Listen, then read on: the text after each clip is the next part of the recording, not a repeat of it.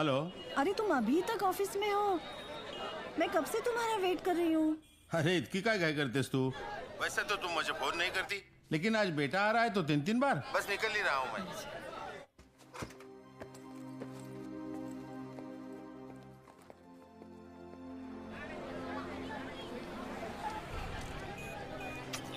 अहो किती वेळ लावला तुम्ही? बरं चल आता। हे घ्या, आपको पता है ना घर में और कितने काम बाकी है। क्यों परेशान हो रही हो? जानता हूँ तुम वीर को बहुत मिस करती हो। अब कुछ दिन यही हमारे पास रहेगा वो। 12 मार्च 1993 मुंबई में 12 अलग जगहों पे बॉम्ब ब्लास्ट हुए। पहली बार देश ने ऐसा आतंकी हमला देखा और इन ब्लास्ट ने मुंबई पुलिस और आम आदमी को उस चीज से वाकिफ करवाया जिसने हिंदुस्तान को हिला कर रख दिया, RDX। मुंबई पुलिस इस केस पर दिन रात काम करती रही और जिस ऑफिसर ने कई सस्पेक्ट्स को अरेस्ट करके सिर्फ 48 घंटों में इस केस को सॉल्व किया वो थे इंस्पेक्टर कबीर शुरफ। मगर सर सुनने में आ रहा है इस ब्लास्ट के पीछे मास्टरमाइंड बिलाल अहमद और टाइगर इंडिया छोड़ के जा चुके हैं। जर्नलिस्ट की ये खबर बिल्कुल सही थी। ब्लास्ट से 2 दिन पहले टाइगर और बिलाल देश छोड़कर भाग चुके थे। टाइगर ईरान चला गया और बिलाल अहमद POK उमर हफीज के पास। उमर हफीज ISI के सारे गैर कानूनी काम करता था और 93 ब्लास्ट के बॉम्बर्स को एक्सप्लोजिव बनाने की ट्रेनिंग भी उमर के जरिए ही दी गई थी। हमने ये भी सुना है कि मुंबई में 1000 किलो RDX लाया गया था, जिसमें सीरियल ब्लास्ट में सिर्फ 400 किलो यूज हुआ है और 600 किलो अब भी मिसिंग है। क्या ये इन्फॉर्मेशन सही है? किसी को नहीं पता था कि इन्फॉर्मेशन सच थी या एक अफवाह, मगर सिर्फ कबीर शौफ जानता था कि वो 600 किलो RDX इंडिया में ही कहीं दफन है और उसे दफन करने वाला कोई और नहीं, बिलाल अहमद है।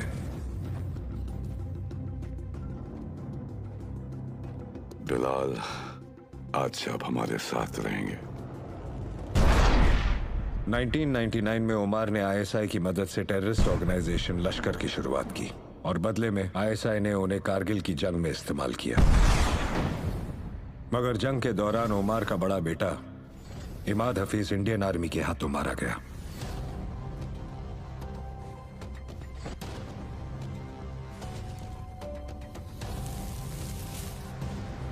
इमाद की मौत की खबर सुनकर उमर के छोटे बेटे रियाज और रजा लंदन से अपनी पढ़ाई छोड़कर फौरन मुजफ्फराबाद लौट आए।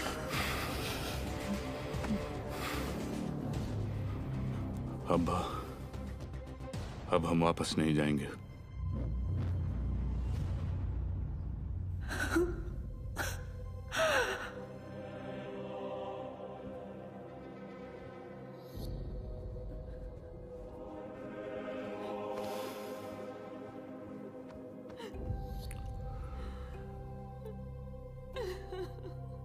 मैं आपसे वादा करता हूं भाभी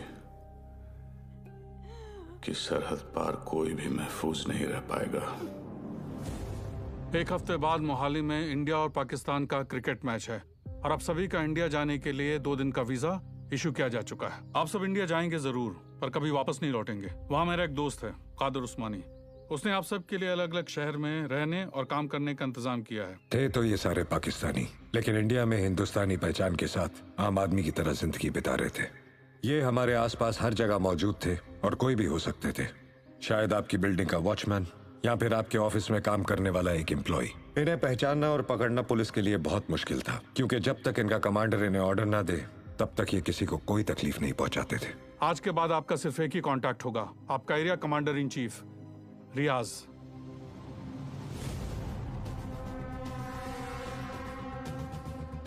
उमर के सबसे वफादार बॉडीगार्ड बशीर का बेटा मुख्तार भी रियाज का साया बनकर हिंदुस्तान जा रहा था और इस तरह शुरुआत हुई लश्कर के स्लीपर सेल की।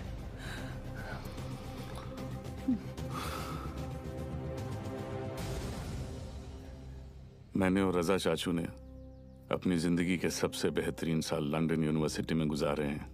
अब तो तुम भी वहां पढ़ने जा रहे हो, खूब मन लगाकर पढ़ना। वैसे भी अब यहां बहुत कुछ होने वाला है, तुम फिक्र मत करना। रजा, अम्मी और अब्बू का ख्याल रखना।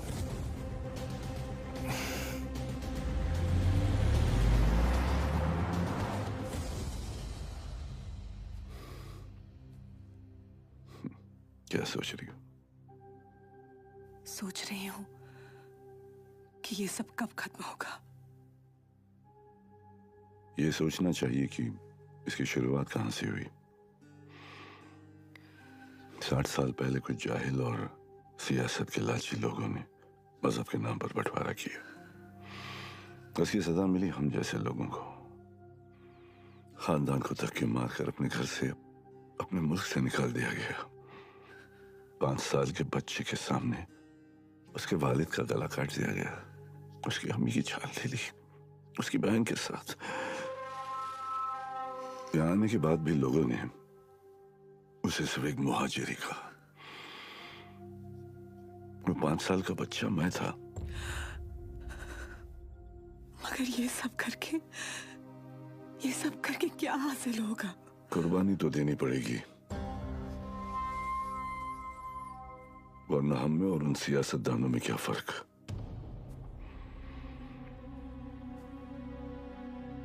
हिंदुस्तान ने मेरी किस्मत बदली। अब मैं हिंदुस्तान की किस्मत पलट दूंगा। अगर हमारे बुजुर्गों ने इस बात पर अमल किया होता तो उनकी गलतियों का हर्जाना आज हमें नहीं भरना पड़ता।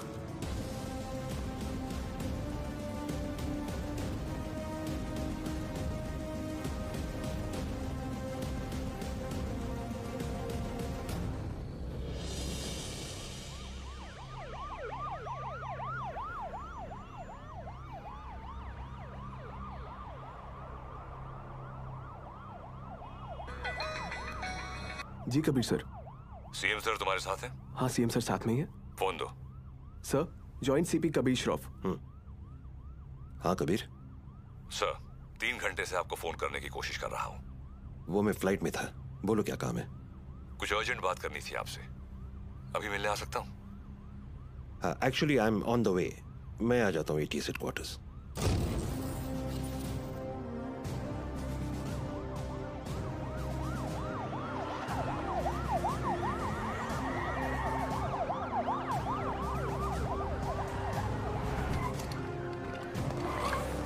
कबीर, जब जब मुझे एंटी टेररिज्म स्क्वाड से आधी रात को फोन आया, अगली 4 रातें मैं ठीक से सो नहीं पाया हूं। In that case, you won't be disappointed, sir.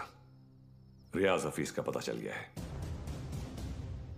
करीब 15 सालों से ये 40 स्लीपर एजेंट इंडिया में छुप कर रह रहे हैं। इन्वेस्टिगेशन के बाद पता चला कि जो 2 सस्पेक्ट्स मारे गए वो किसी राजवीर राठौड़ नाम के होटेलियर से मिलने अक्सर जैसलमेर जाया करते थे। This is Rajveer Rathore sir. ये राजवीर राठौड़ और कोई नहीं, लश्कर चीफ उमर हफीज का बेटा है। रियाज हफीज। फौरन अपनी टीम जैसलमेर भेजो and arrest this bastard. I am sorry sir, but permission के लिए रुकने का वक्त नहीं था। टीम ऑलरेडी जैसलमेर के लिए निकल चुकी है। And who is leading the team? Suryavanshi, Veer Suryavanshi. वो पागल?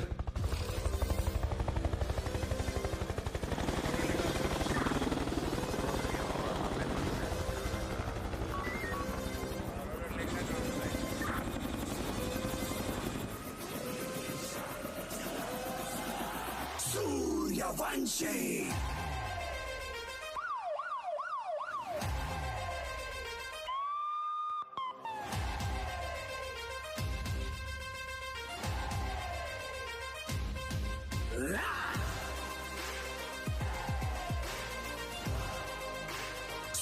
सूर्यवंशी।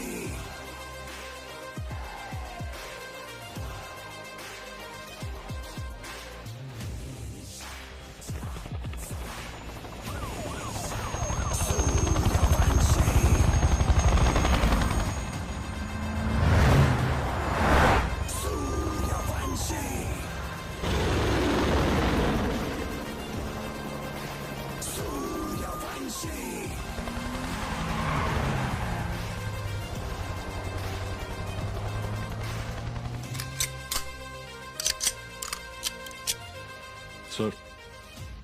थैंक्स बलवान। सर बलवान नहीं सर, विवान। इतने सालों में 2 चीजें नहीं बदली सर, आपकी हेयर स्टाइल और नाम बोलने की आदत। सर वैसे एक बार हम रियाज को पकड़ेंगे ना, आपकी फोटो फ्रंट पेज पे नक्की। हाँ चाइला फोटो फ्रंट पेज पे तो आएगी, लेकिन मेडल के साथ या गले में हार के साथ ये तो भगवान ही बताएगा। बूढ़े बगरे येड़े सर एड़े नहीं, बिड़े।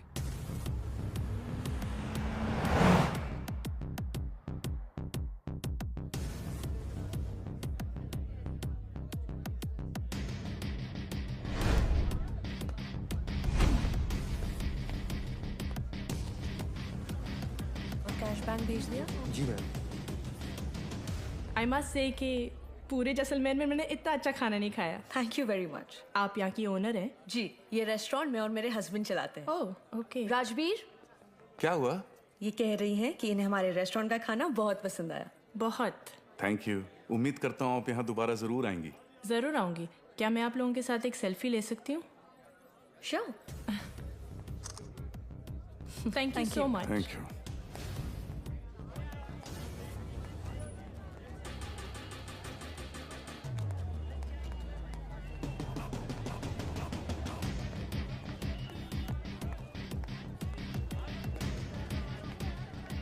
सर कंफर्म वही है।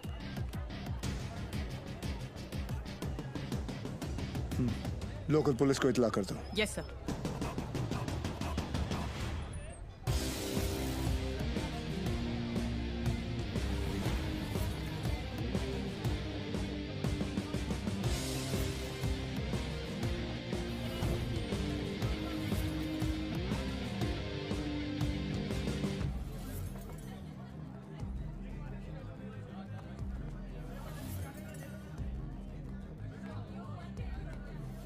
क्या लेंगे सर? बताता हूँ।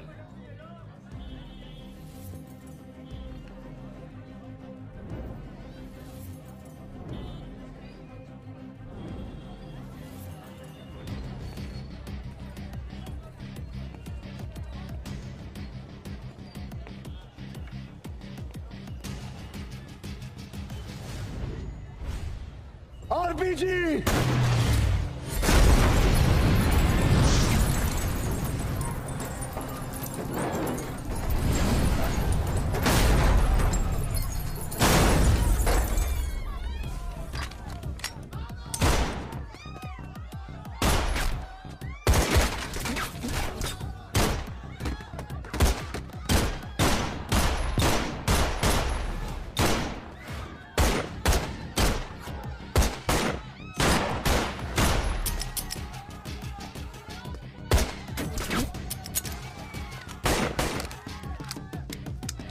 Divan, cover! Sir.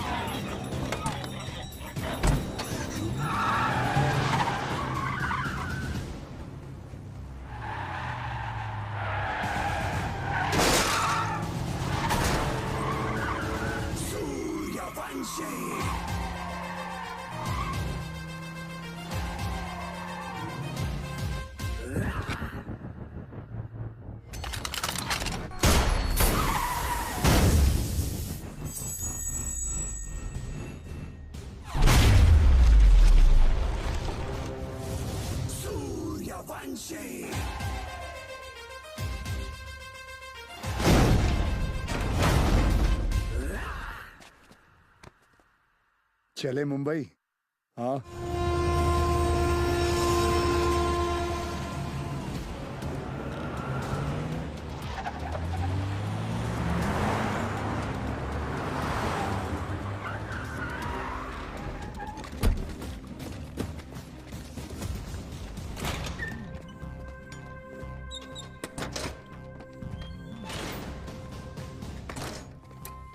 ए लाइट लाओ कीड़े। सर भिड़े।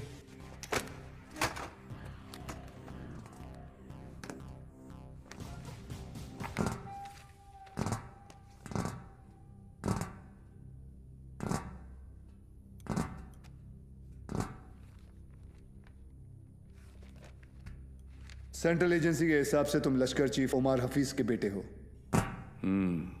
2007 में इंडिया पाकिस्तान का क्रिकेट मैच देखने तुम पाकिस्तान से मोहाली टूरिस्ट वीजा पर आए थे, मगर वापस नहीं गए। पिछले 13 साल से तुम यहाँ राजवीर राठौड़ के नाम से रह रहे हो और एक इंडियन लड़की ज्योति गुप्ता से तुमने शादी की। सेंट्रल एजेंसी की रिपोर्ट में तुम्हारा इन्वॉल्वमेंट 2011 मुंबई ट्रेन ब्लास्ट, उसके बाद Pune bakery, Bangalore bus stand, Srinagar military base, Chennai, Ahmedabad, Srinagar के बाद Ahmedabad.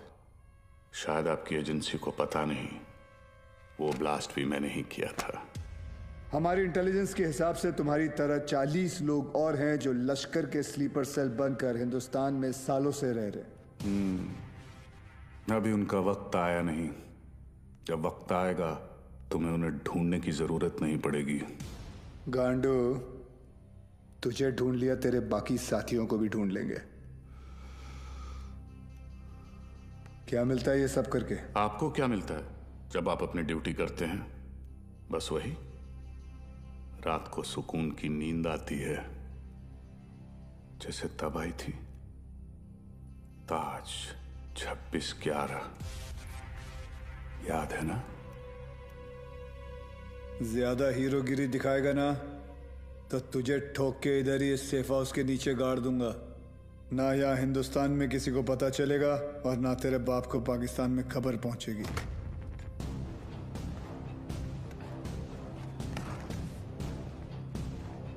Kabir Shroff, ADG, Mumbai ATS, claim to fame 1993 Mumbai blasts. सुना है सिर्फ 2 दिनों में पूरा केस सॉल्व कर दिया था आपने। सिर्फ टाइगर और बिलाल आपके हाथों से बच निकले। काफी जानकारी है तुम्हें मेरे बारे में, मगर हम भी जानते हैं कि 93 के बाद बिलाल तुम्हारे अब्बा की गोद में जाके बैठ गया है। भाईजान मैं इनसे कहती रही कि ये गलत है, और अब रियाज इंडियन गवर्नमेंट की गिरफ्त में है। पता नहीं अब क्या करेंगे मेरे बेटे के साथ।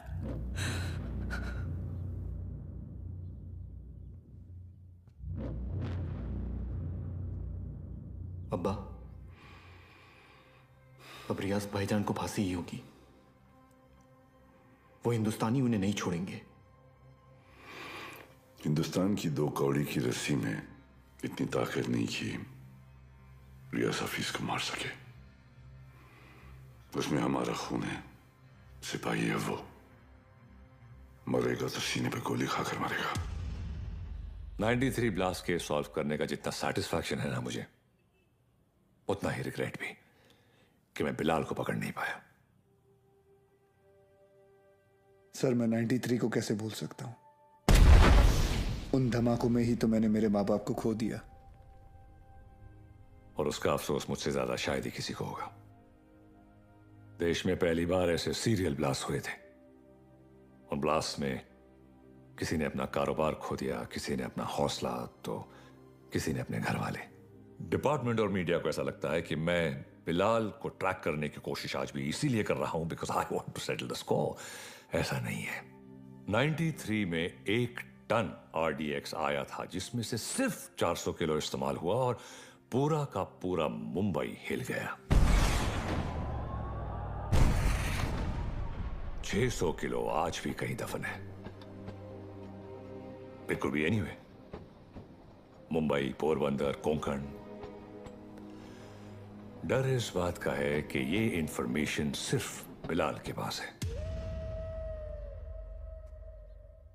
बिलाल, अब वक्त आ गया तुम्हारे हिंदुस्तान जाने का।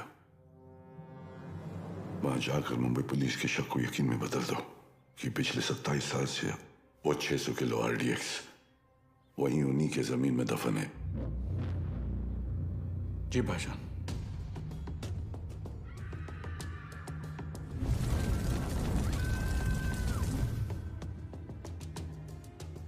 रजा, मुख्तार और उस्मानी को इत्तला करो कि बिलाल हिंदुस्तान वापस आ रहा है।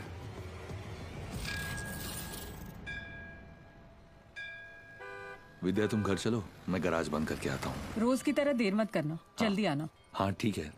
विवेक, तुम्हारे गैराज गया था तो पता चला कि तुम यहाँ पर हो। यार तुम गाड़ी तो ठीक कर देते हो मगर पैसों की बात तो करते ही नहीं। आप क्यों चिंता कर रहे हैं? मुझे पता है आपके पैसे कहीं नहीं जा रहे। आजकल किसी पर भी इतना भरोसा नहीं करना चाहिए। ये पैसे रखो। एक बात बताओ, तुम्हारी दोनों उंगलियां कटी कैसे? ये अफगानिस्तान में वॉर के दौरान इन्हीं हाथों से बॉम्ब ब्लास्ट किया था। तुम भी ना कुछ भी बोलते हो। काय पण बोलता तुम्ही? ये ऐसे ही है। निकलता हूं। नमस्कार भाभी। नमस्ते। कुछ भी मजाक करते हो। मैं खाना लगाती हूँ, तुम जल्दी आओ।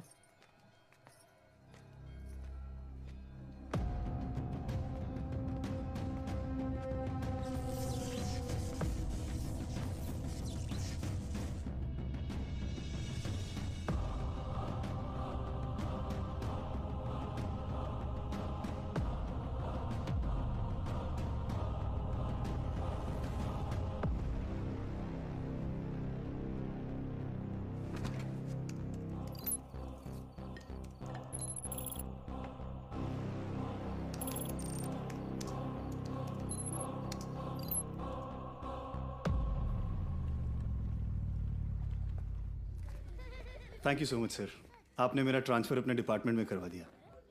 It's all right boss. तुम्हारे अब्बू ने हमारे साथ इतने साल ड्यूटी की, मुझे यकीन है कि तुम भी उन्हीं की तरह अपनी ड्यूटी निभाओगे। तुमच्यामुळे उशीर होता है। क्या रे, तुम लोग लेट आए? हाँ सर, मैंने ये हमेशा का इसका। सर पता नहीं ये बीबी लोगों को तैयार होने के लिए इतना वक्त क्यों लगता है? खाई तुम्ही? कैसी हो गर्भवती? सर गर्भवती नहीं, सरस्वती।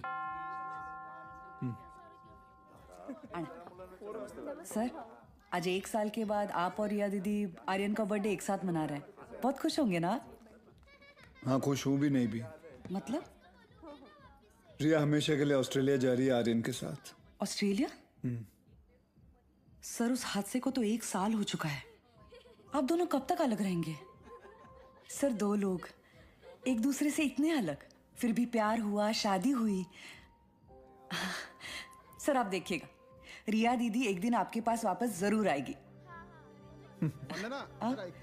आले sir.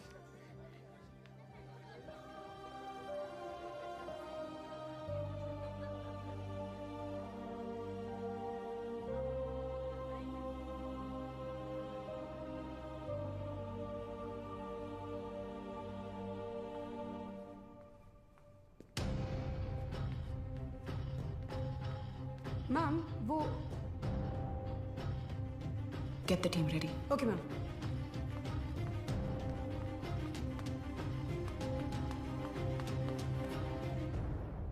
Are you a doctor? I have been shot.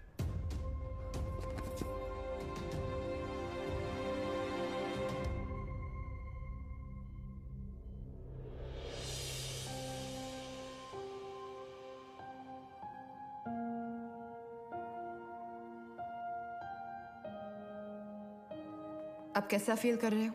Much better. Good. Good morning sir. Good morning sir. Good morning. टुंडे का क्या हुआ, पता चला कुछ? ढूंढे नहीं सर, मुंडे ढूंढ रहे साले को। आप पर गोली चलाई है, छोड़ेंगे नहीं उसे। मुझे अब डिस्चार्ज कब करेंगे? मुझे ड्यूटी पे जाना है। अपनी हालत देख रहे हो तुम? मतलब क्या? मतलब छोटी मोटी चोट है, ठीक हो जाऊंगा 2 दिन में। You can just leave me. हाँ, छोटे मोटे घाव से कुछ फर्क नहीं पड़ता हमारे सर को। ड्यूटी के लिए तो अपने जान की बाजी लगाते हैं सर। अच्छा, वैसे अगर बुलेट 2 इंच ऊपर लगती तो बाजी लगाने के लिए तुम्हारे सर की जान ही नहीं बचती। ये पुलिस स्टेशन नहीं है, हॉस्पिटल है, और डॉक्टर मैं हूं। तो जब मैं बोलूंगी तब तुम्हें डिस्चार्ज मिलेगा। I hope that's understood.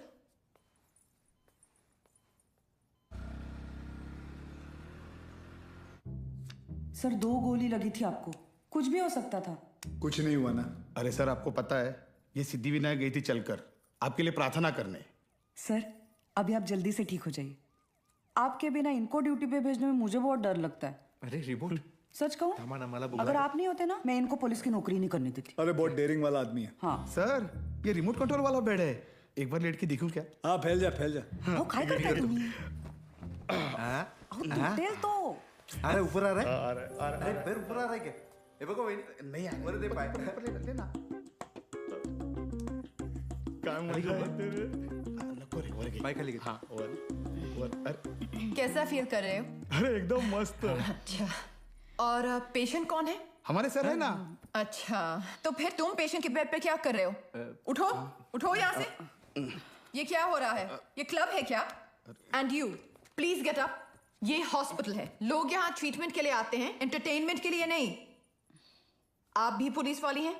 मैं तो टीचर हूँ। मेरा वाइफ है। ये आपके पति हैं?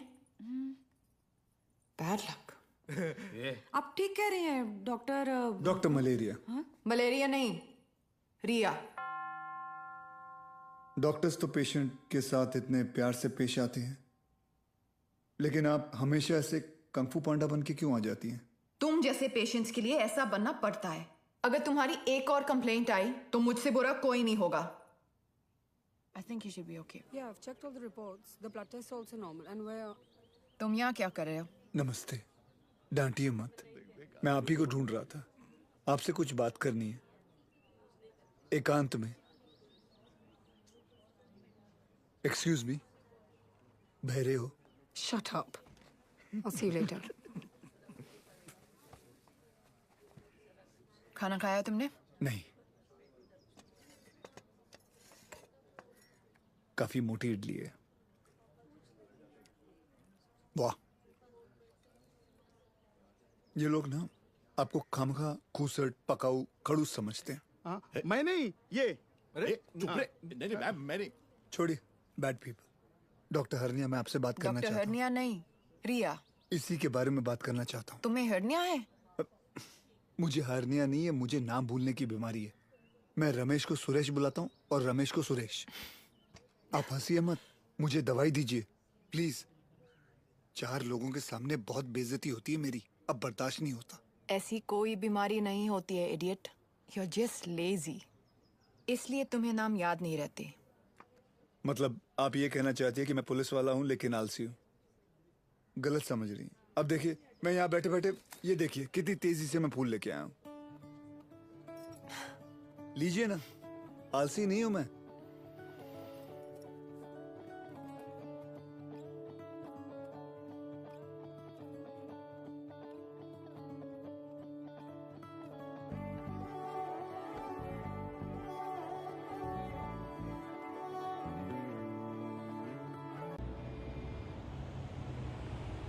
पापा सेंट्रल मॉल, हाँ चलते हैं ना, मुझे भूख लग रही है। ओके, आज हम पिज्जा खाते हैं। हाँ बोलो विवान। सर, याकूब की इंफॉर्मेशन मिली है, वो इस वक्त सेंट्रल मॉल में है।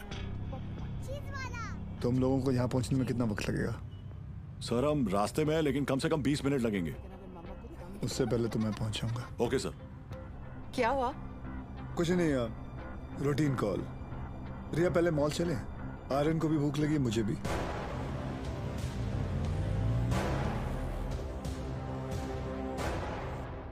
तुम दोनों यही पार्किंग लॉट में रुको, मैं भी आता हूँ। पार्किंग लॉट में क्यों? मुझे कुछ काम है। Surya, what's wrong? Are you hiding something? ऐसी कोई बात नहीं है। Watch out! Suryavanshi,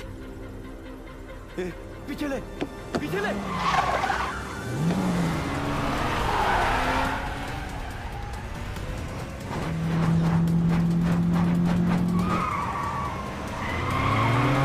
Surya, stop! Surya, क्या कर रहे हो? ऑडियन है गाड़ी में।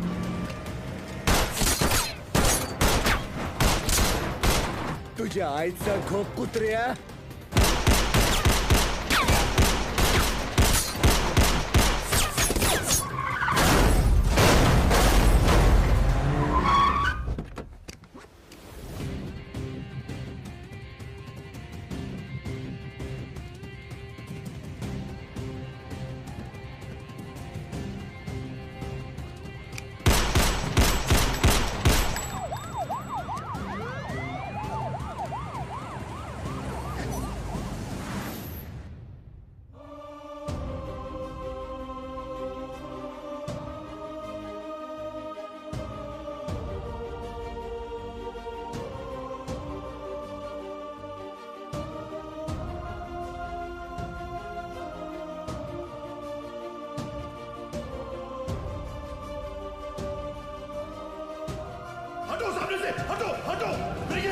जाइए, चलो। Everybody out of the way. Move. Move. Aryan, Get out of the way. Out. हटाओ। डॉक्टर साहब जल्दी आइए। Fast. ले जाइए, ले जाइए। Let's take him inside. Sir, आप रुक जाइए। आप Hurry up. रुक जाइए sir. Stop, Riya. Sir, please allow me. You can't operate your own blood. You know that. Sir, and I he's a have to go in. No, I can't allow you inside.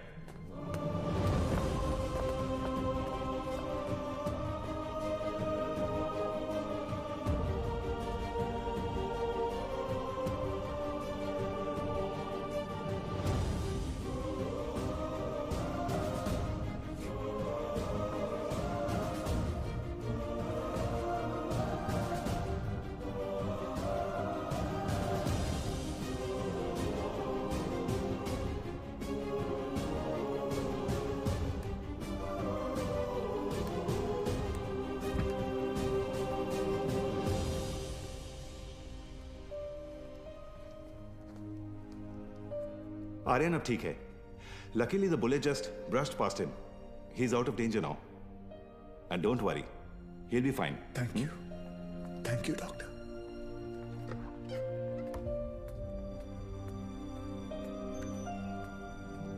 Riya,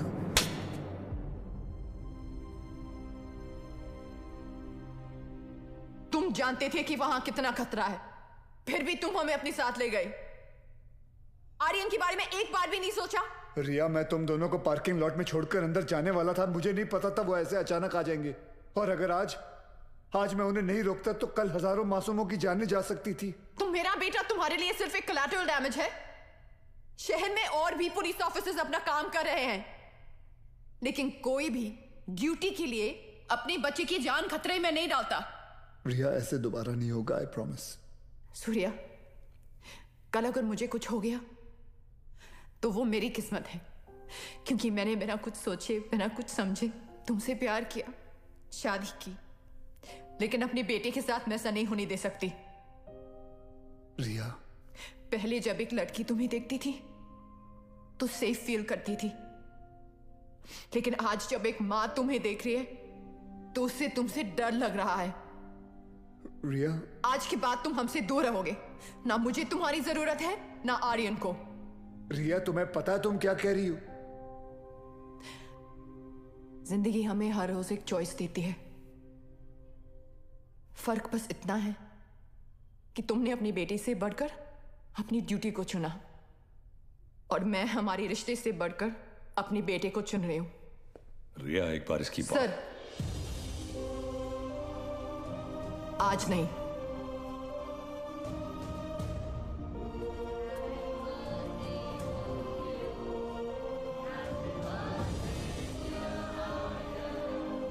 Happy birthday to you. Happy birthday to you. ये देखो, open this. मैं खोल के दिखाती हूँ। Thank you रिया। आर्यन चाहता था कि जाने से पहले उसका बर्थडे हम सब साथ मनाएं।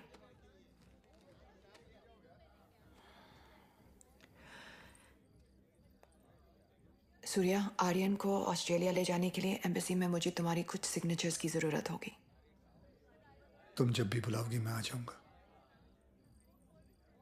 थैंक्स।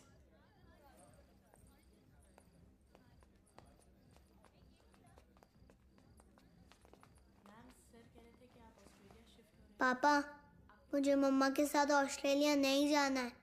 मुझे आप दोनों के साथ यहीं रहना है। आप प्लीज कुछ करो ना पापा।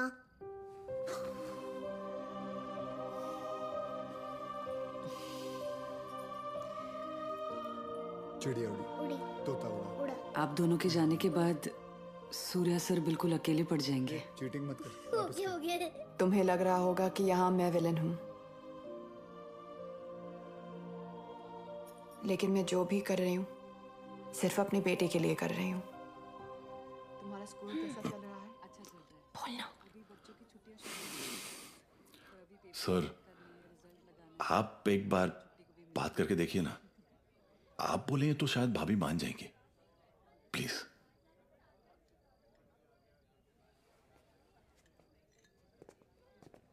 देखना, जब कबीर सर अपने भारी आवाज में समझाएंगे ना, पक्का भाभी मान जाएगी। क्या रे, क्या हो रहा है यहाँ?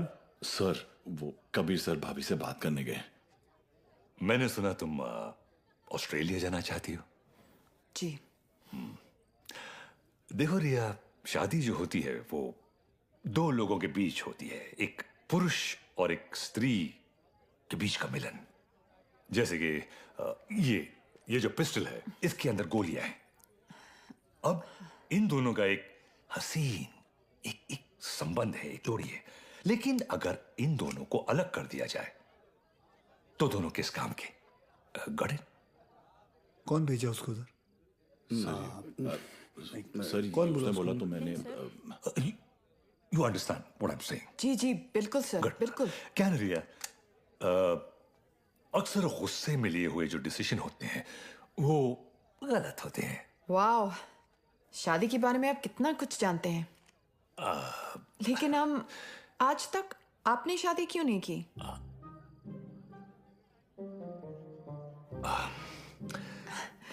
I'll just be back.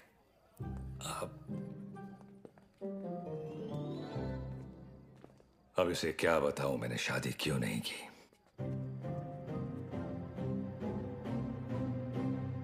मेरी लेस खुली है, idiots.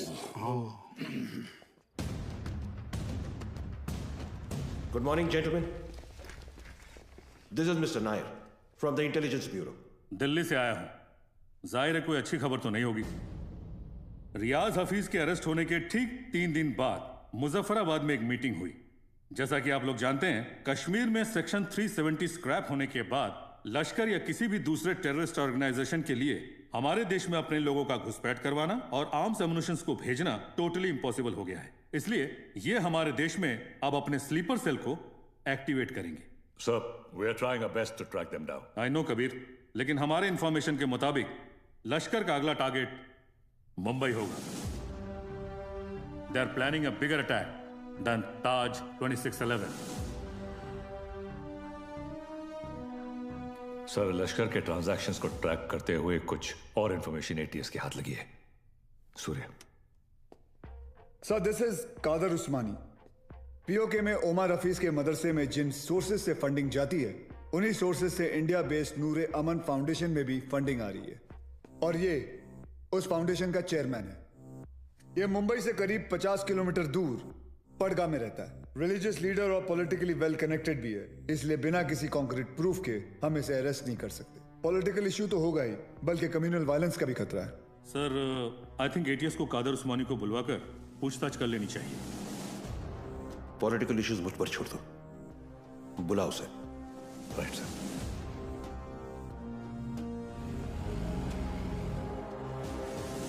Good morning sir. Good morning. अब्बू आए हैं, आपसे मिलना चाहते हैं। हाँ, बुला बुला। अब्बू कैसे हैं खान साहब? अजमेर से कब आए? आज सुबह ही लौटा हूं सर। ख्वाजा गरीब नवाज से आपके लिए न्याज लाया हूं। धन्यवाद। सर, उस्मानी आए। बुलाओ। जी सर। बड़े सालों बाद मुंबई पुलिस ने मुझे याद किया। बोलिए। उस्मानी साहब, हमें पता चला है कि आपके ट्रस्ट नूरे अमन में जिस सोर्स से फंडिंग आ रही है, वही सोर्स टेररिस्ट ऑर्गेनाइजेशन लश्कर को भी फंड करता है। देखिए ऑफिसर, हमारे ट्रस्ट में दुनिया जहान से फंडिंग आती है। अब हर सोर्स का बायोडेटा तो हम नहीं देखते। रफीक जी, इनकी तसल्ली के लिए अपने अकाउंटेंट से इनकी मीटिंग करवा दो। चलता हूं। रुकिए, इतने दिनों बाद आए हैं आप, थोड़ी और बातचीत कर लेते हैं। आईबी की रिपोर्ट के हिसाब से अब तक 11 बच्चों ने इंडिया से सीरिया जाकर आईसिस ज्वाइन किया, जिनमें से 3 बच्चे जावेद, मुश्ताक और अहमद पडगा से हैं, और पडगा आपका इलाका है। और सुना है कि सीरिया जाने से पहले इनका आपके घर काफी आना जाना था। ऑफिसर, एक इतना ही नहीं, और भी कंप्लेन्स है आपकी। आप भड़काऊ भाषण देते हैं, आप धर्म के नाम पे मासूम बच्चों को गुमराह भी करते हैं। कौन गुमराह है, कौन सही है, अब ये तुम हमें बताओगे? इस मुल्क में मुसलमानों का क्या हाल है जानते हो तुम? मुसलमान का हाल? उस्मानी, आप जानते हैं कौन है? नईम खान, 30 साल ईमानदारी से पुलिस की ड्यूटी की है इन्होंने, और अब इनका बेटा अब्बास हमारे एंटी टेररिज्म स्क्वाड का एक होनहार ऑफिसर है। खान साहब रिटायर हो चुके हैं, लेकिन आज भी देश के लिए मरने मिटने के लिए तैयार हैं। ये है हिंदुस्तान के मुसलमान। आप किस मुसलमान की बात करते हैं हम नहीं जानते।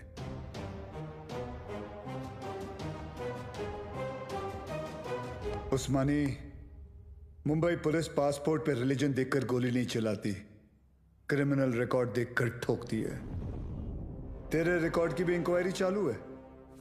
बहुत जल्द तुझे भी अंदर डालूंगा।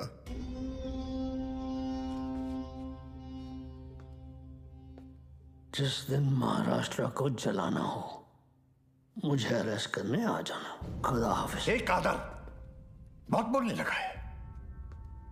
याद है 1977 माहिम, गैब्रियल रोड से चोरी के इल्जाम में सबसे पहले मैंने ही तुझे उठाया था। जेब कतरा था सर ये। अबू, ये और इसका पार्टनर बिलाल दोनों मिलकर छोटी मोटी चोरियां करते थे, बाद में स्मगलिंग करने लगे। 93 ब्लास्ट के बाद वो बिलाल वो तो पाकिस्तान भाग गया, और ये परगा में जाकर ये धर्माधिकारी का चोला पहन लिया इसने। तब से इसका यही धंधा है, मासूम बच्चों को गुमराह करना। खान साहब रिलैक्स। क्या हुआ उस्मानी? हिंदुस्तानी मुसलमान का तेवर देखकर हिल गया?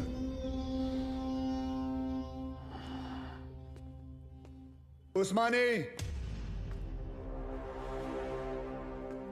इस देश में जितनी नफरत कसाब के लिए है उतनी इज्जत कलाम के लिए। जिस दिन तेरे खिलाफ प्रूफ मिल गया ना, तुझे पड़गा से उठाकर लेके जाऊंगा। अल्लाह हाफिज।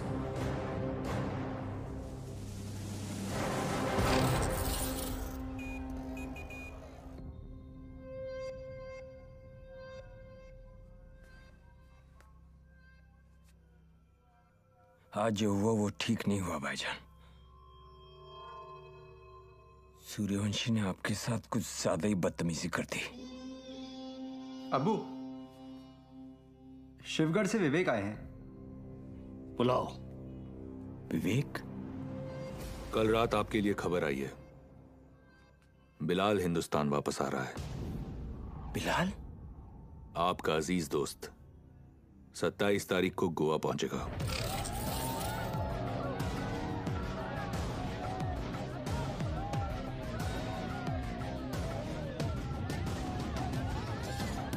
कल मालदीव्स की फ्लाइट में अजय गुप्ता के नाम से एक आदमी आने वाला है। उसे पिकअप करके सीधा हमारे पास लाना है। अजय गुप्ता के नाम से?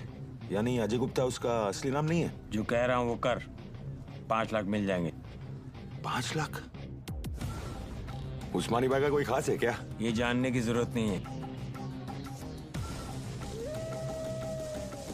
ये आदमी को पिकअप करने के लिए अपने को 5 लाख रुपए क्यों मिल रहा है? मेरे को तो लग रहा है कुछ ना कुछ गड़बड़ है। ए लिली, अपने को क्या लेना देना? हाँ, 2.5 लाख तेरा, 2.5 लाख मेरा, ऐश कर।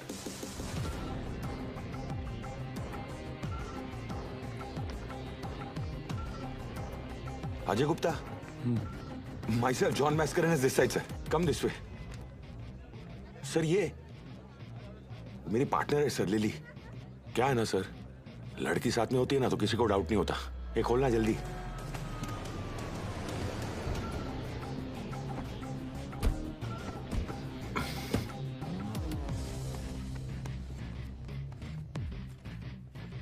रियाज, आपके लिए खबर है। बिलाल गोवा आ चुका है और आपका यहां से निकलने का वक्त भी।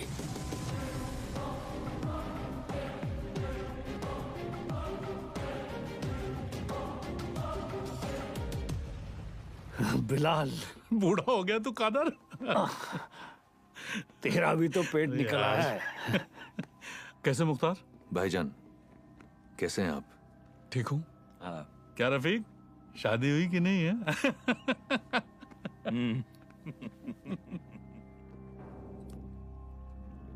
जाना कहाँ है?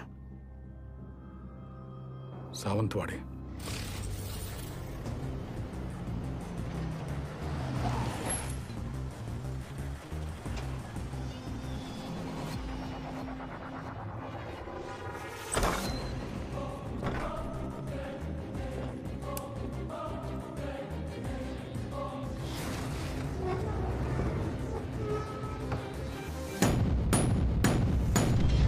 93 में 1 टन RDX आया था, जिसमें से सिर्फ 400 किलो इस्तेमाल हुआ। बिल्कुल भी एनीवे, मुंबई, पोरबंदर, कोंकण, 600 किलो आज भी इंडिया में ही कहीं दफन है।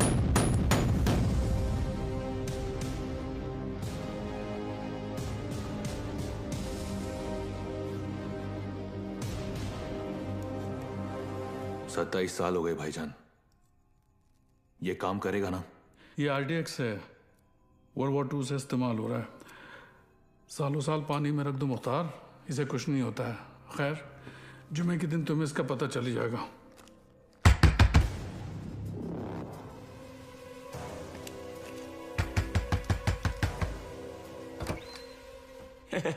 काय हो भाऊ, ये बंगला आपका है?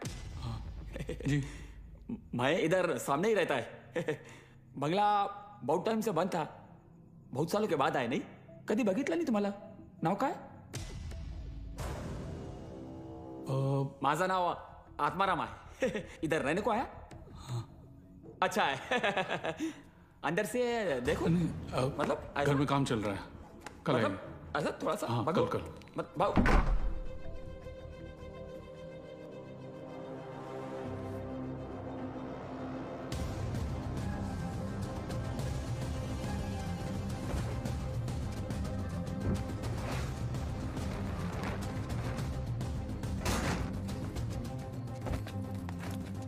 मुख्तार, ट्रक को यहां से ले जाओ और कुछ दिन के लिए तय की हुई जगह पर छुपा दो। क्या सोच रहा है बिलाल? ये सबीना के खाला का घर था, उसका बचपन यहीं भी था, हमारा निकाह भी यहीं हुआ था। ऐसा ही होता है, वक्त सब कुछ ले जाता है, बस सिर्फ यादें छोड़ जाता है। ये टिकट है तेरी, कल शाम 6 बजे की मालदीव की फ्लाइट है। जॉन तुझे एयरपोर्ट पहुंचा देगा। अगली मुलाकात परवरदिगार के दरबार में होगी। कादर, एक बात बोलूं? मैं एक बार अपनी अम्मी के मजार पे फातिहा पढ़ना चाहता हूं। दिमाग खराब हो गया तेरा? यहां तेरा एक भी दिन रुकना खतरे से खाली नहीं है और तू मुंबई जाना चाहता है। जानता है ना मुंबई में कदम रखते ही क्या होगा? कादर, 27 साल बीत चुके हैं, सिर्फ कुछ घंटों के लिए। उमर भाई भी इसकी इजाजत नहीं देंगे। दोस्ती का वास्ता, तुझे भी पता है इसके बाद मेरी सिर्फ खबर आएगी, मुझे दोबारा मौका नहीं मिलेगा। प्लीज कादर, एक बार, एक दिन, सिर्फ एक दिन है। और तू जानता है, अगर तुझे किसी ने देख लिया तो तुझे क्या करना है?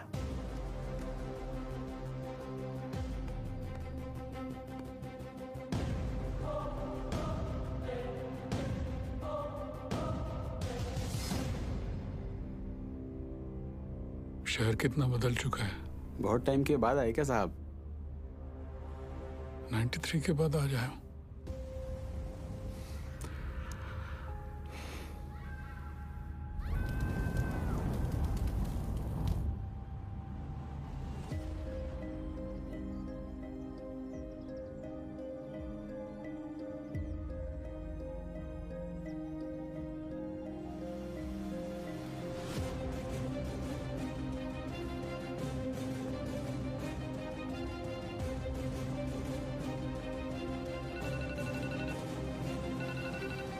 बोलो अब्बास। सर, बिलाल अहमद मुंबई में है। व्हाट? तुम्हें कैसे मालूम? सर, अब्बू ने कहा है, मेरे साथ ही हैं। बिलाल ही है सर, मरीन लाइंस कब्रिस्तान में है इस वक्त, बिल्कुल हमारे सामने। खान साहब, क्या आपको पूरा यकीन है कि वो बिलाल अहमद ही है? यस सर, क्योंकि जिस कब्र पर वो फातिहा पढ़ रहा है वो उसकी अम्मी की है सर। आप एक काम करें, अब्बास से कहे कि बिलाल को ट्रैक करे और मेरे टच में रहे। चाहे जो भी हो जाए, बिलाल हमारे हाथों से निकलना नहीं चाहिए। Yes sir.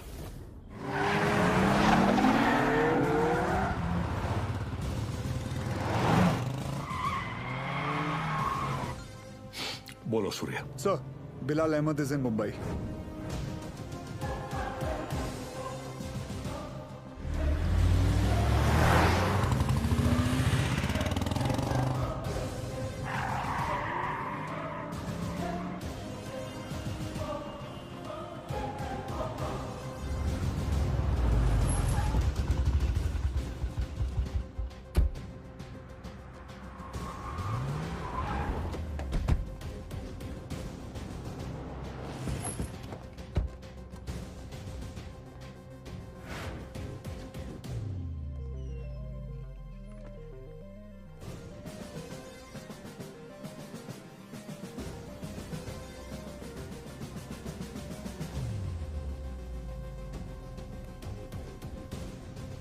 मैडम मुझे चेकआउट करना है, मेरा बिल तैयार कर देंगी प्लीज? मम्मा देखो विवान अंकल। हाय विवान अंकल। हाय तारा आंटी। अरे आर्यन, हाय आर्यन। तुम यहाँ पर? तुम लोग यहाँ क्या कर रहे जी हो? वो हम कुछ पता है ये दोनों मेरे पापा के साथ काम करते हैं। ये दोनों पुलिस ऑफिसर्स हैं।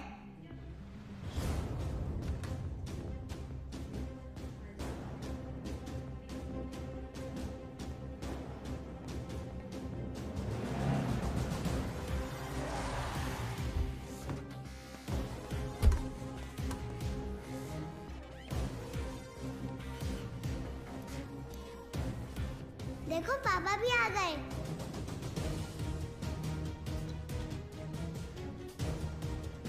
हाय पापा।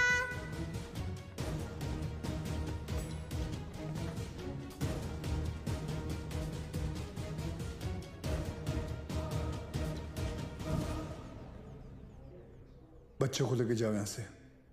This is serious.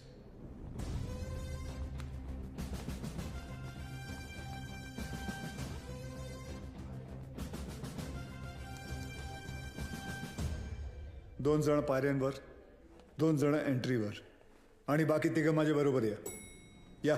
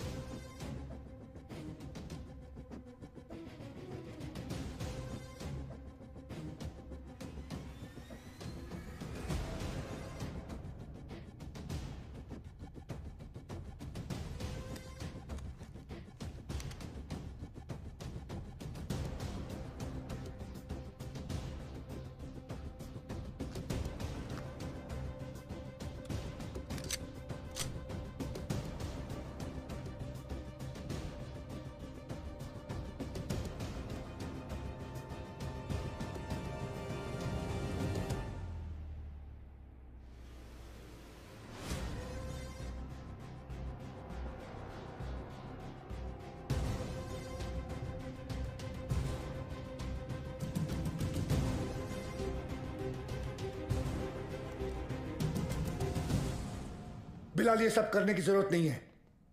Just surrender. और क्या मिलेगा सरेंडर करके? फांसी? नहीं चाहिए मुझे ऐसी जिल्लत भरी मौत। मैं फिर से इस मुल्क में तमाशा नहीं बनना चाहता। ये मुल्क तुम्हारा भी है, शायद तुम भूल रहे हो। नहीं, ये मुल्क मेरा नहीं है। कभी अपने घर को जलते हुए देखा तुमने? जिस घर में तुम बड़े हुए हो, तुम्हारे माँ बाप बूढ़े हुए, मैंने देखा है। मेरे बच्चे, बीवी, अब्बू को जिंदा चला दिया उन लोगों ने। 27 साल बाद तभी भी चीखें सुनाई देती है मुझे। और बदले में तुमने जो धमाके किए, उसका क्या बिलाल? उन्हीं ब्लास्ट में मैंने भी अपने माँ बाप को खो दिया। चाहूं तो इसी वक्त तुम पर अपनी सारी भड़ास निकाल सकता हूं, लेकिन वो एक वक्त था जो गुजर गया। हमें उसे भुलाना होगा, आगे बढ़ना होगा। हाँ, मानता हूं कि तुम्हारे साथ जो कुछ भी हुआ वो गलत था, लेकिन तुमने भी तो सैकड़ों मासूमों की जानें ले ली। जिन्होंने तुम्हारा कुछ नहीं बिगाड़ा था, उसका क्या? और जिन्होंने मेरा सब कुछ छीन लिया, उनका मैंने क्या बिगाड़ा था? इस मुल्क को मैं जलते हुए देखना चाहता हूं, तड़पते हुए देखना चाहता हूं, और ये होकर रहेगा इंशाल्लाह। बिलाल, अगर अल्लाह तुम्हारे साथ होता तो अल्लाह की इबादत करते हुए हमारा अफसर अब्बास तुम्हें नहीं देखता।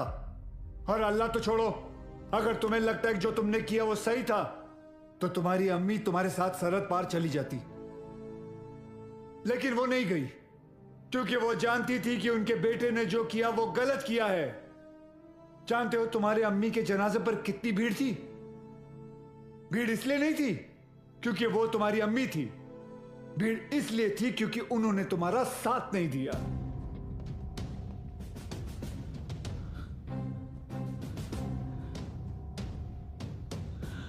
कभी श्राफ अब एक और मेडल मिलेगा तुम्हें। बिलाल अहमद को भी 27 साल बाद आखिर तुमने पकड़ लिया। बिलाल, जज्बात में आकर तुम गलत फैसला कर रहे हो। नहीं, गलत अब तक हुआ,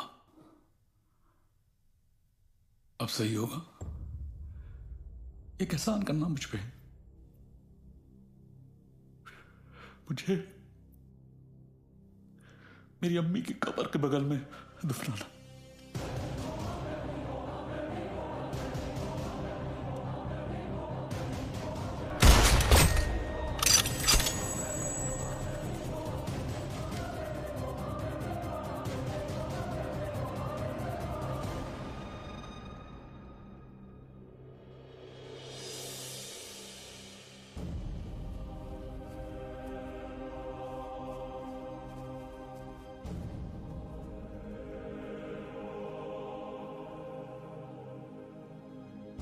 कभी कभी सोचता हूँ सर कि काश एक ही धर्म, एक ही ऊपर वाला होता तो शायद ये सब नहीं होता। होता। हम इंसान लड़ मरने के लिए कोई ना कोई और बहाना ढूंढ ही निकालते। सर, सावंतवाड़ी पुलिस स्टेशन से फोन आया था। वहां पर बिलाल अहमद को किसी ने देखा था।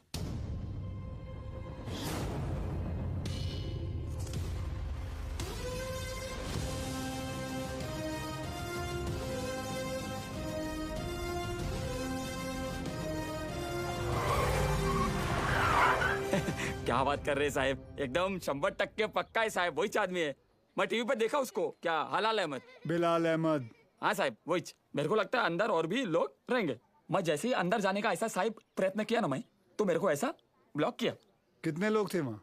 3 लोग 4 लोग भी हो सकते साहब, मगर जैसा ही मैं ऐसा खटखटाने को गया तो मैं किसी का तो ऐसा नाम सुना। क्या नाम था उसका? नाम मैं सुना। अरे क्या नाम सुना? नाम एक मिनट। आप लोग भी सोचते रहेंगे कैसा आदमी है, मतलब एक नाम भी याद नहीं है। ते काय ना साहेब, जगात काय चाललंय हे मला माहिती है, मगर साहेब मेरे को ना ऐसा नाम भूलने का बीमारी है साहेब। दो कुछ। Sorry sir. हाँ कोई बात नहीं, याद करके बता बेटा। मैं कोशिश कर रहा है साहब। हाँ लेकिन क्या है ना साहब, ऐसा भरी जवानी में ऐसा बूढ़े वाला बीमारी लगा है ना साहब। इतना भी बुरा बीमारी नहीं है। बुरा है साहब। अब आप तो पुलिस में मतलब 7 दिन के 50-60 नाम तो ऐसे याद रख